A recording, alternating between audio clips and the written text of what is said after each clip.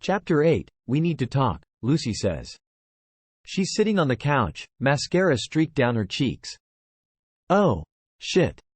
I drop my purse and rush over to her. As soon as I sit down next to her, she starts crying.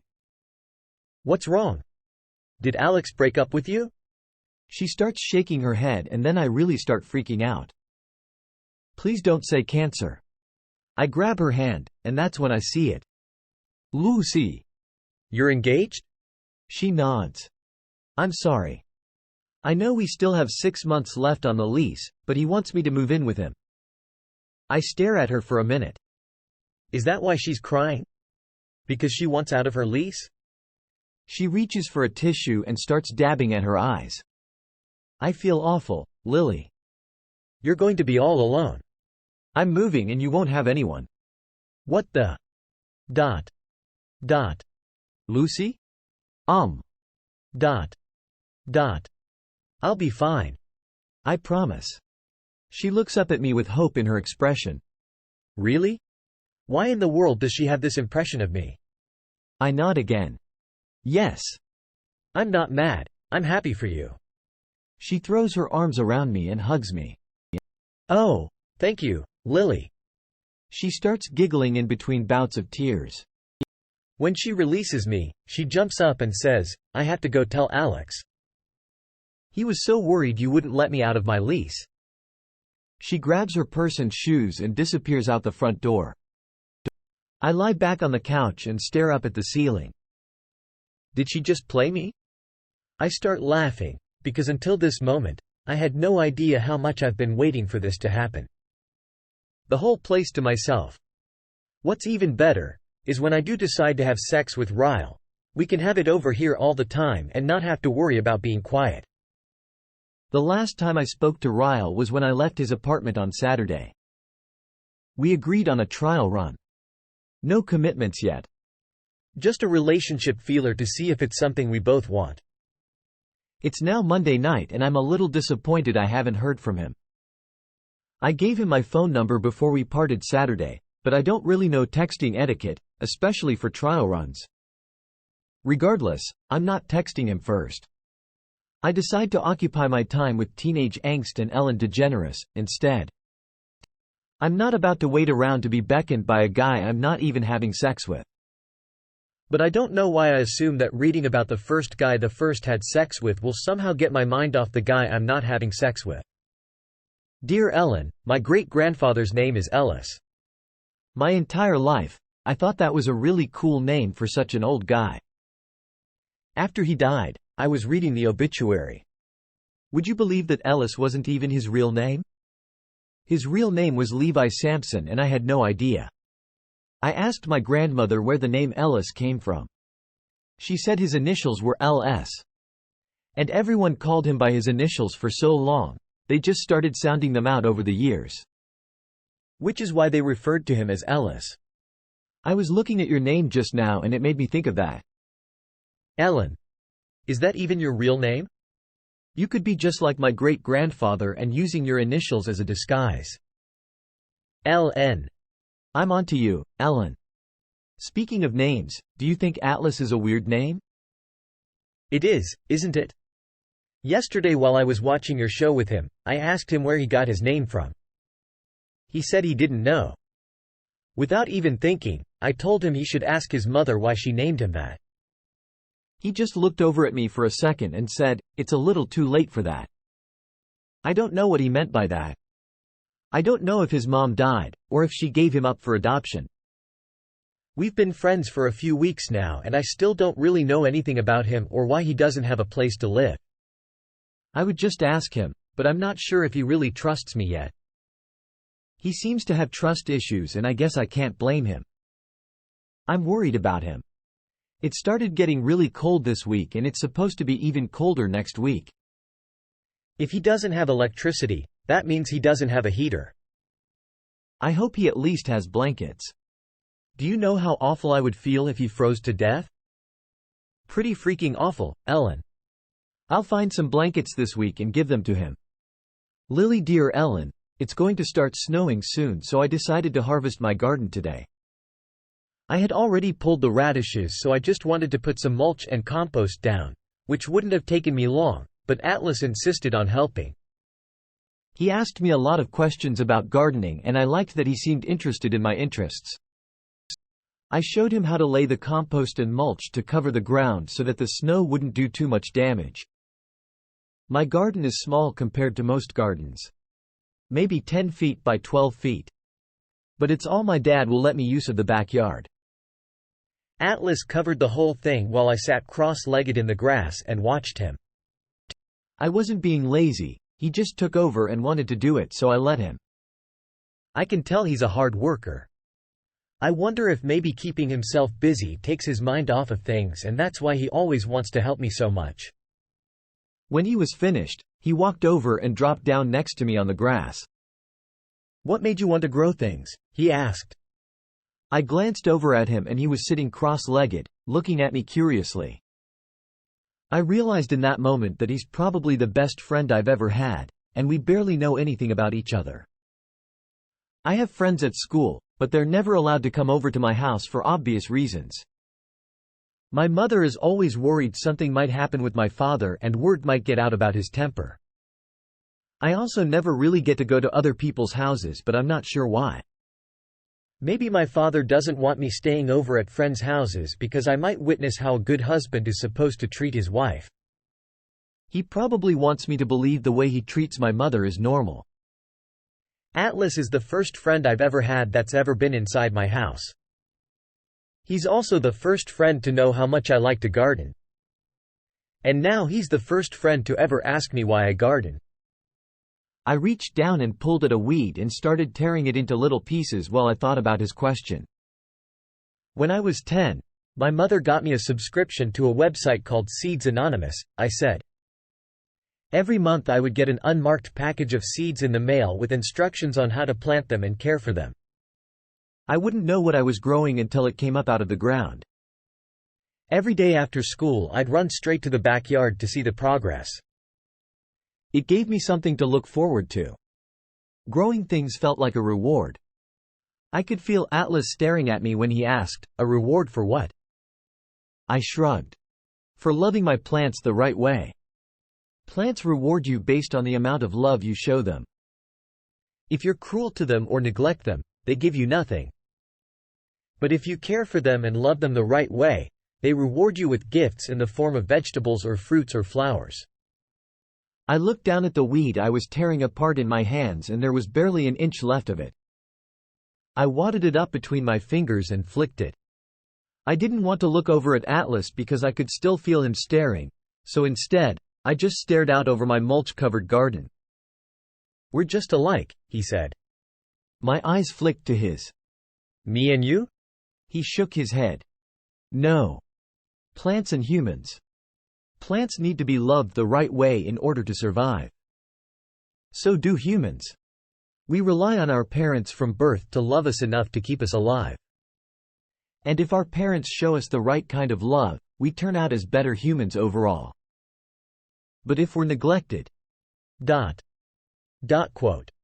His voice grew quiet. Almost sad.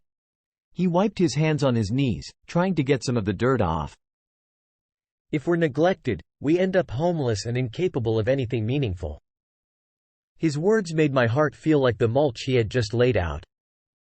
I didn't even know what to say to that. Does he really think that about himself? He acted like he was about to get up, but before he did I said his name. He sat back down in the grass. I pointed at the row of trees that lined the fence to the left of the yard. "You see that tree over there?" In the middle of the row of trees was an oak tree that stood taller than all the rest of the trees. Atlas glanced over at it and dragged his eyes all the way up to the top of the tree. "It grew on its own," I said. "Most plants do need a lot of care to survive. But some things, like trees, are strong enough to do it by just relying on themselves and nobody else." I had no idea if he knew what I was trying to say without me coming out and saying it. But I just wanted him to know that I thought he was strong enough to survive whatever was going on in his life. I didn't know him well, but I could tell he was resilient. Way more than I would ever be if I were in his situation. His eyes were glued to the tree. It was a long time before he even blinked. When he finally did, he just nodded a little and looked down at the grass. I thought with the way his mouth twitched that he was about to frown, but instead he actually smiled a little. Seeing that smile made my heart feel like I had just startled it right out of a dead sleep. "We're just alike," he said, repeating himself from earlier. "Plants and humans?" I asked.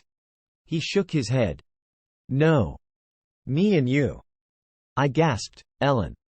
I hope he didn't notice, but I definitely sucked in a rush of air. Because what the heck was I supposed to say to that? I just sat there, really awkward and quiet until he stood up. He turned like he was about to walk home. "Atlas, wait." He glanced back down at me. I pointed at his hands and said, "You might want to take a quick shower before you go back.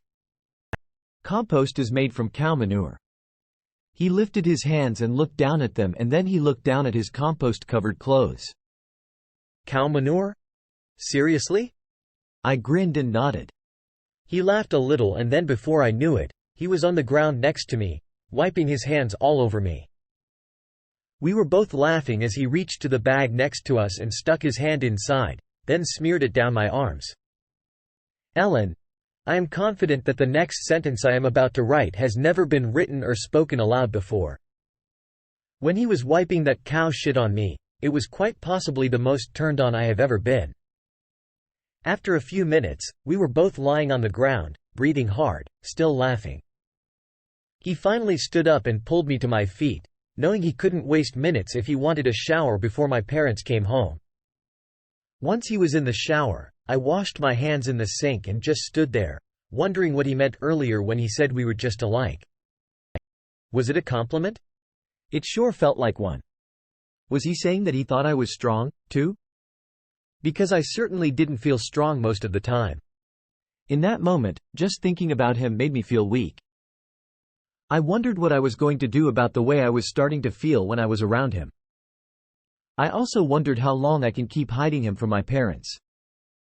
And how long he'll be staying at that house. Winters in Maine are unbearably cold, and he won't survive without a heater. Or blankets. I gathered myself and went in search of all the spare blankets I could find. I was going to give them to him when he got out of the shower, but it was already 5 and he left in a hurry. I'll give them to him tomorrow. Lily dear Ellen, Harry Connick Jr. is freaking hilarious. I'm not sure if you've ever had him on your show, because I hate to admit I've probably missed an episode or two since you've been on the air, but if you've never had him, you should.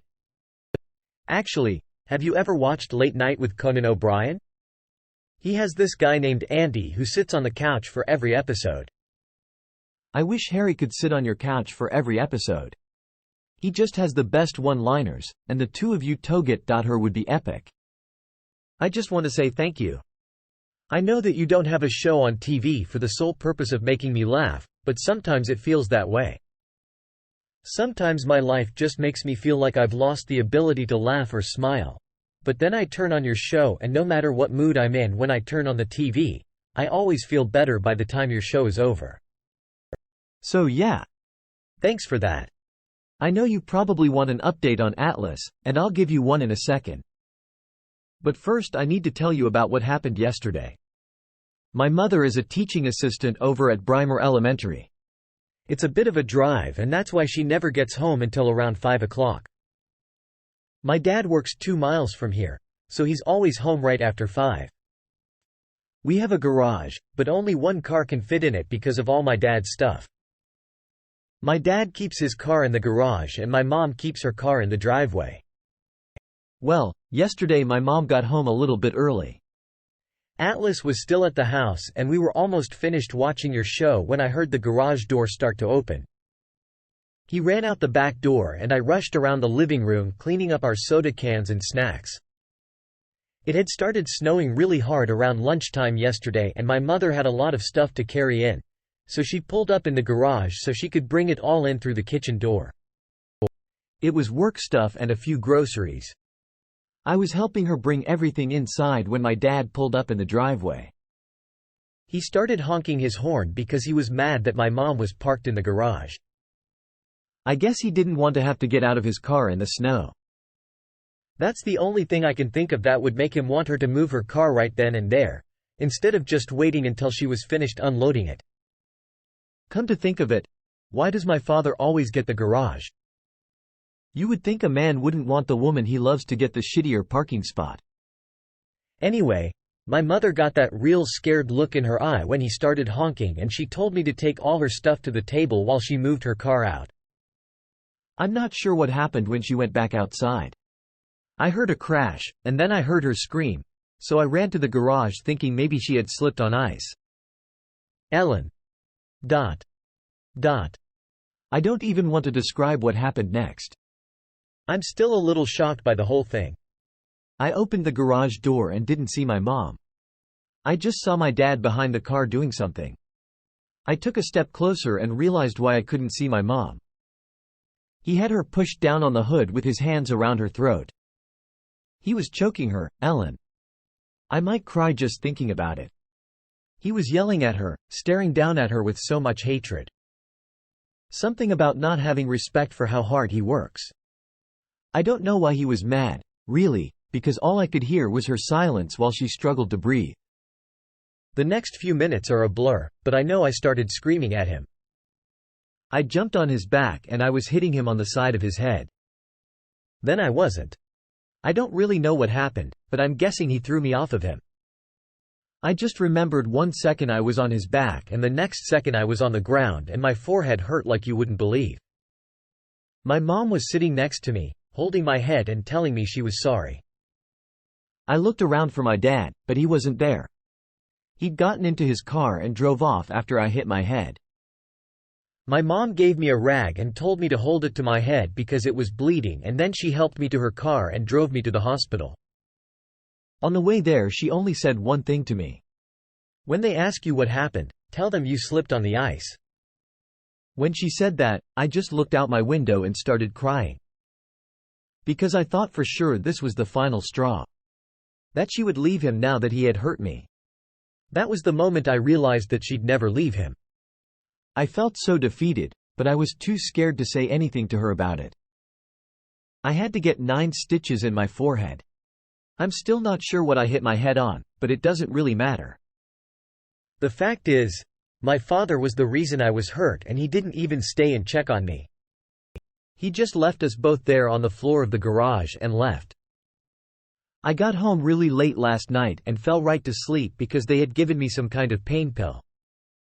This morning when I walked to the bus, I tried not to look directly at Atlas so he wouldn't see my forehead.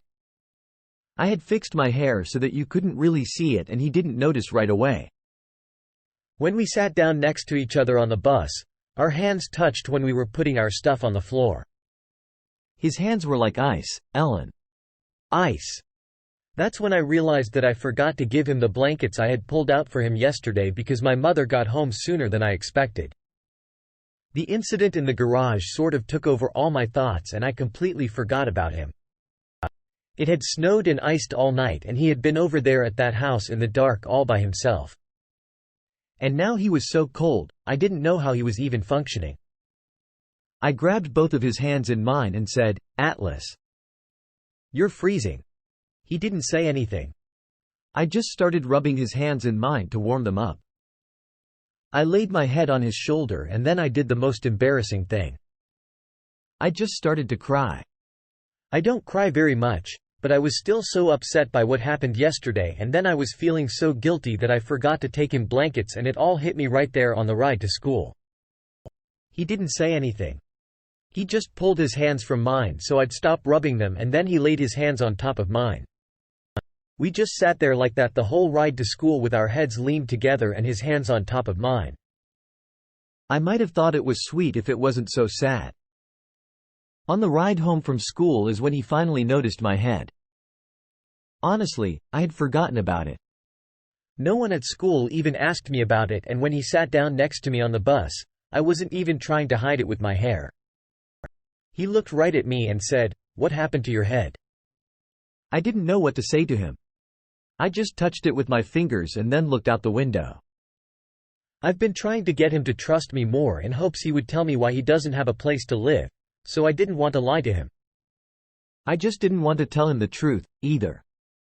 When the bus started moving, he said, "Yesterday after I left your house, I heard something going on over there. I heard yelling. I heard you scream, and then I saw your father leave. I was going to come check on you to make sure everything was okay, but as I was walking over I saw you leaving in the car with your mother." He must have heard the fight in the garage and saw her leaving to take me to get the stitches. I couldn't believe he came over to our house. Do you know what my dad would do to him if he saw him wearing his clothes? I got so worried for him because I don't think he knows what my father is capable of. I looked at him and said, "Atlas, you can't do that. You can't come to my house when my parents are home." Atlas got real quiet and then said, "I heard you scream, Lily." He said it like me being in danger trumped anything else. I felt bad because I know he was just trying to help, but that would have made things so much worse. "I fell," I said to him. As soon as I said it, I felt bad for lying. And to be honest, he looked a little disappointed in me, because I think we both knew in that moment that it wasn't as simple as a fall. Then he pulled up the sleeve of his shirt and held out his arm. Ellen, my stomach dropped. It was so bad. All over his arm he had these small scars. Some of the scars looked just like someone had stuck a cigarette to his arm and held it there. He twisted his arm around so I could see that it was on the other side, too. I used to fall a lot, too, Lily. Then he pulled his shirt sleeve down and didn't say anything else. For a second I wanted to tell him it wasn't like that. That my dad never hurts me and that he was just trying to get me off of him. But then I realized I'd be using the same excuses my mom uses. I felt a little embarrassed that he knows what goes on at my house. I spent the whole rest of the bus ride looking out the window because I didn't know what to say to him. When we got home, my mom's car was there. In the driveway, of course. Not the garage. That meant Atlas couldn't come over and watch her show with me. I was gonna tell him I would bring him blankets later, but when he got off the bus he didn't even tell me bye. He just started walking down the street like he was mad. It's dark now and I'm waiting on my parents to go to sleep. But in a little while I'm gonna take him some blankets. Lily, dear Ellen, I'm in way over my head. Do you ever do things you know are wrong, but are somehow also right? I don't know how to put it in simpler terms than that. I mean, I'm only 15 and I certainly shouldn't have boys spending the night in my bedroom. But if a person knows someone needs a place to stay, isn't it that person's responsibility as a human to help them? Last night after my parents went to sleep, I snuck out the back door to take Atlas those blankets. I took a flashlight with me because it was dark. It was still snowing really hard, so by the time I made it to that house, I was freezing. I beat on the back door and as soon as he opened it, I pushed past him to get out of the cold. Only. I didn't get out of the cold. Somehow, it felt even colder inside that old house. I still had my flashlight on and I shined it around the living room and kitchen. There wasn't anything in there, Ellen. No couch, no chair, no mattress. I handed the blankets off to him and kept looking around me. There was a big hole in the roof over the kitchen and wind and snow were just pouring in. When I shined my light around the living room, I saw his stuff in one of the corners. His backpack, plus the backpack I'd given him. There was a little pile of other stuff I'd given him, like some of my dad's clothes. And then there were 2 towels on the floor. One I guess he laid on and one he covered up with. I put my hand over my mouth because I was so horrified. He'd been there living like that for weeks. Atlas put his hand on my back and tried to walk me back out the door. "You shouldn't be over here, Lily," he said. "You could get in trouble." That's when I grabbed his hand and said, "You shouldn't be here, either." I started to pull him out the front door with me, but he yanked his hand back. That's when I said, "You can sleep on my floor tonight." "I'll keep my bedroom door locked." "You can't sleep here, Atlas. It's too cold and you'll get pneumonia and die." He looked like he didn't know what to do. I'm sure the thought of being caught in my bedroom was just as scary as getting pneumonia and dying. He looked back at his spot in the living room and then he just nodded his head once and said, "Okay. So you tell me, Ellen. Was I wrong letting him sleep in my room last night?" It doesn't feel wrong. It felt like the right thing to do. But I sure would get in a lot of trouble if we had been caught. He slept on the floor, so it's not like it was anything more than me just giving him somewhere warm to sleep. I did learn a little more about him last night. After I snuck him in the back door and to my room, I locked my door and made a pallet for him on the floor next to my bed. I set the alarm for 6 a.m. and told him he'd have to get up and leave before my parents woke up, since sometimes my mom wakes me up in the mornings. I crawled in my bed and scooted over to the edge of it so I could look down at him while we talked for a little while. I asked him how long he thought he might stay there and he said he didn't know. That's when I asked him how he ended up there. My lamp was still on, and we were whispering, but he got real quiet when I said that. He just stared up at me with his hands behind his head for a moment. Then he said, "I don't know my real dad. He never had anything to do with me. It's always just been me and my mom, but she got remarried about 5 years ago to a guy who never really liked me much. We fought a lot. When I turned 18 a few months ago, we got in a big fight and he kicked me out of the house." He took a deep breath like he didn't want to tell me anymore. But then he started talking again. "I've been staying with a friend of mine and his family since then, but his dad got a transfer to Colorado and they moved. They couldn't take me with them, of course. His parents were just being nice by letting me stay with them and I knew that, so I told them I talked to my mom and that I was moving back home. The day they left, I didn't have anywhere to go. So I went back home and told my mom I'd like to move back in until I graduated. She wouldn't let me. Said it would upset my stepfather. He turned his head and looked at the wall. So I just wandered around for a few days until I saw that house. Figured I would just stay there until something better came along or until I graduated. I'm signed up to go to the Marines come May, so I'm just trying to hang on until then. May is 6 months away, Ellen." 6. I had tears in my eyes when he finished telling me all that. I asked him why he didn't just ask someone if they could help him. He said he tried, but it's harder for an adult than a kid, and he's already 18. He said someone gave him a number for some shelters who might help him. There were 3 shelters in a 20-mile radius of our town, but 2 of them were for battered women. The other one was a homeless shelter, but they only had a few beds and it was too far away for him to walk there if he wanted to go to school every day. Plus, you have to wait in a long line to try and get a bed. He said he tried it once, but he feels safer in that old house than he did at the shelter. Like the naive girl I am when it comes to situations like his, I said, "But aren't there other options? Can't you just tell the school counselor what your mom did?" He shook his head and said he's too old for foster care. He's 18, so his mother can't get in trouble for not allowing him to go back home. He said he called about getting food stamps last week, but he didn't have a ride or money to get to his appointment. Not to mention he doesn't have a car, so he can't very well find a job. He said he's been looking, though. After he leaves my house in the afternoons he goes and applies at places, but he doesn't have an address or a phone number to put down on the applications, so that makes it harder for him. I swear, Ellen, every question I threw at him, he had an answer for. It's like he's tried everything not to be stuck in the situation he's in, but there isn't enough help out there for people like him. I got so mad at his whole situation. I told him he was crazy for wanting to go into the military. I wasn't so much whispering when I said, "Why in the heck would you want to serve a country that has allowed you to end up in this kind of situation?"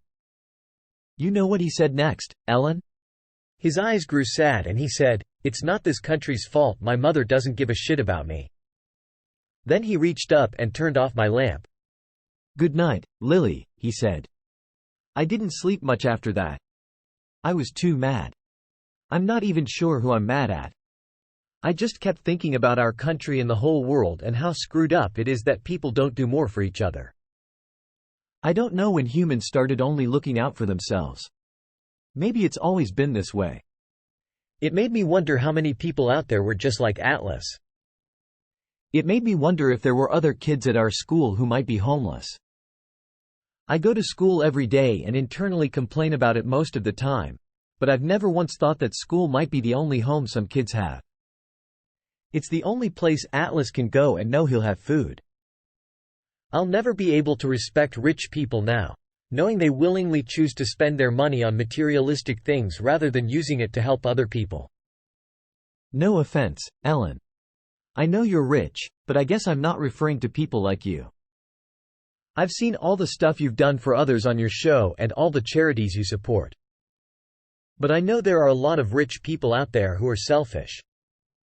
Hell, there are even selfish poor people. And selfish middle-class people. Look at my parents. We aren't rich, but we certainly aren't too poor to help other people. Yet, I don't think my dad has ever done anything for a charity. I remember one time we were walking into a grocery store and an old man was ringing a bell for the Salvation Army. I asked my dad if we could give him some money and he told me no, that he works hard for his money and he wasn't about to let me give it away. He said it isn't his fault that other people don't want to work. He spent the whole time we were in the grocery store telling me about how people take advantage of the government, and until the government stops helping those people by giving them handouts, the problem won't ever go away. Ellen, I believed him. That was 3 years ago, and all this time I thought homeless people were homeless because they were lazy or drug addicts or just didn't want to work like other people. But now I know that's not true. Sure. Some of what he said was true to an extent, but he was using the worst-case scenarios. Not everyone is homeless because they choose to be. They're homeless because there isn't enough help to go around. And people like my father are the problem. Instead of helping others, people use the worst-case scenarios to excuse their own selfishness and greed. I'll never be like that. I swear to you, when I grow up, I'm going to do everything I can to help other people. I'll be like you, Ellen. Just probably not as rich. Lily.